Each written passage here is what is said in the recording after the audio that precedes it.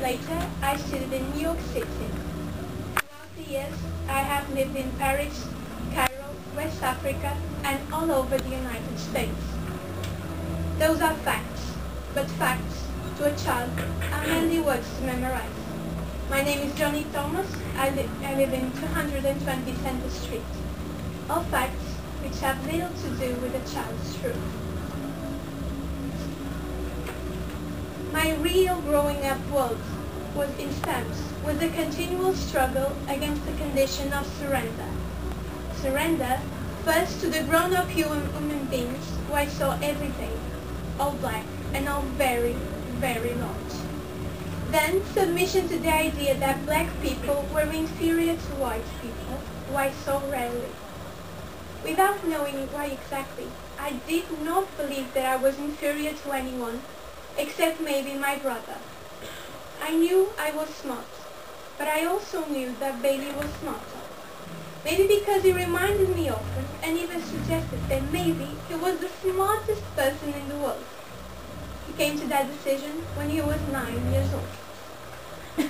The South, in general, and stamps, Arkansas, in particular, I'd had hundreds of years experience in demoting even large adult blacks to psychological dwarfs. Poor white children had the license to address loaded and older blacks by their first names or by any other name they could create.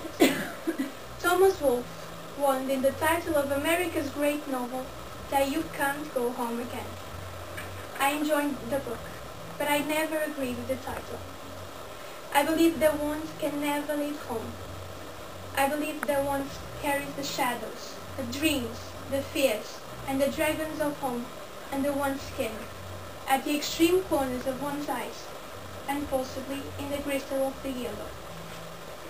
Home is that youthful region where a child is the only real living inhabitant. Parents, siblings, and neighbors are mysterious apparitions who come, go, and do strange and unfathomable things in and around the child, the region only enfranchised citizen. Geography, as such, has little meaning to the child observer. If one grows up in the Southwest, the deserts and open skies are natural. New York, with the elevators and subway rumble and millions of people, and Southeast Florida, with its palm trees and sun and beaches, are to the children of those regions the way the outer world is, has been, and will always be. Since the child cannot control that environment, she has to find her own place, a region where only she lives and no one else can enter. I am convinced that most people do not grow up.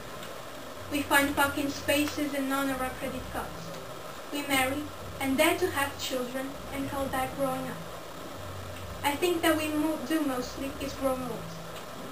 We carry accumulation of years in our bodies and on our faces, but generally our real selves, the children inside, are still innocent and shy as magnolias.